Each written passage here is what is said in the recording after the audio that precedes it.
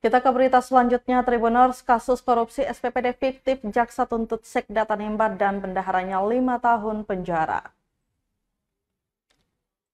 Mantan Sekretaris Daerah atau Sekda Kabupaten Kepulauan Tanimbar atau KKT, Ruben Benharvioto Mariolkosu, dan bendaharanya pengeluaran Petrus Masela dituntut masing-masing 5 tahun penjara.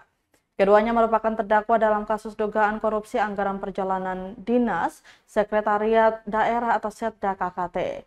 Tuntutan tersebut dibacakan Jaksa Penuntut Umum atau JPU Kejari Tanimbar saat sidang yang diketuai Hakim Rahmat Selang didampingi Hakim Anggota Antonio Sampe Samine dan Paris Edward di Pengadilan Tipikor Ambon Rabu 15 Mei 2024.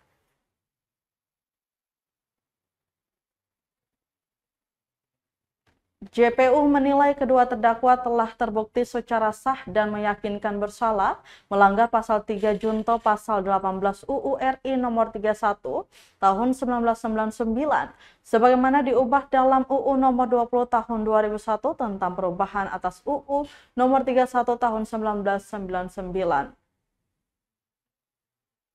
tentang pemberantasan tindak pidana korupsi. Selain dipidana penjara dan denda, JPU juga menghukum keduanya dengan pidana uang pengganti bervariasi.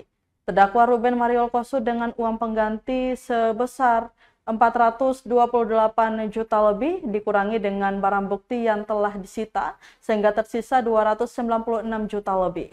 Jika tak terbayarkan maka harta benda disita dan jika masih kurang maka ditambah subsidi 2 tahun dan 6 bulan penjara.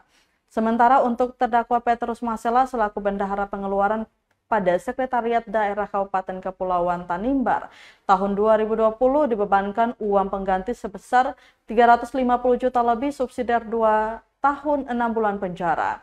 Usai mendengar tuntutan JPU, Hakim kemudian menutup dan menunda persidangan hingga pekan depan dengan agenda pledoi atau pembelaan para terdakwa.